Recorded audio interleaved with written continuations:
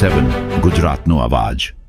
નમસ્કાર દર્શક મિત્રો, i7 ન્યૂઝ ગુજરાતીની સાથે હું છું આપની સાથે પાયલ બામભણિયા। તો જોઈએ આજના મહત્વના સમાચાર। વડોદરાના ભીમપુરાથી રાયપુરા ચોકડી સુધીનો રોડ છેલ્લા ઘણા સમયથી અધૂરો રહેતા સ્થાનિક રહેવાસીઓ અને રાહદારીઓને ભારે હાલાકીનો સામનો કરવો પડી રહ્યો છે। રોડનું કામ અધૂરું હોવાને કારણે ધૂળની સમસ્યા, ખાડાઓ અને વાહન વ્યવહારમાં મુશ્કેલીઓ સર્જાઈ રહી છે। ખાસ કરી અને સ્કૂલ કોલેજ જતા વિદ્યાર્થીઓ, ખેડૂતો તેમજ દૈનિક મુસાફરી કરતા લોકો પર તેનો સીધો પ્રભાવ પડી રહ્યો છે। સ્થાનિકોમાં પ્રશ્ન ઉઠી રહ્યો છે કે અનેક રજૂઆતો છતાં કામ પૂર્ણ કેમ કરવામાં આવતું નથી?